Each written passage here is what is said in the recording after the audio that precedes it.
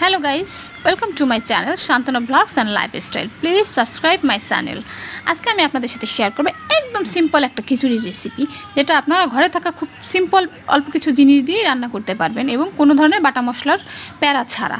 পেঁয়াজ কুচি, রসুন কুচি করে কেটে, কাঁচামরিচ কুচি করে, সাথে পরিমাণ মতো সব ধরনের মশলা অ্যাড করে দিয়ে এবং ডালের পরিমাণটা প্রায় চালের সেম করে দিয়ে সুন্দর করে হাতে মাখিয়ে নিতে হবে। পরিমাণ মতো লবণ ও একটু বেশি পরিমাণে তেল দিয়ে, সাথে একটু সরষের তেল অ্যাড করতে পারবেন, তাহলে খিচুড়ির টেস্টটা একটু ভালো হবে।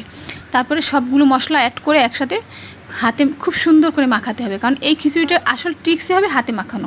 সাথে একটু গরম মশলার গুঁড়ো অ্যাড করতে পারেন, না করলে অপশনাল, আর একটু গোটা গরম মশলা দেবেন। দিয়ে বাস পরিমাণ মতো পানি দিয়ে চালের উপরে হাতে 4 আঙ্গুল পরিমাণে পানি দেবেন, দিয়ে বসিয়ে দেবেন। বাস খিচুড়িটা যখন হয়ে যাবে খুব ঝরঝরা হবে এবং খেতে খুব টেস্টি হবে। আমার এই খিচুড়ির রেসিপিটা যদি আপনাদের ভালো লেগে থাকে তাহলে প্লিজ একটা লাইক, কমেন্ট এবং শেয়ার করে দিবেন। আল্লাহ হাফেজ।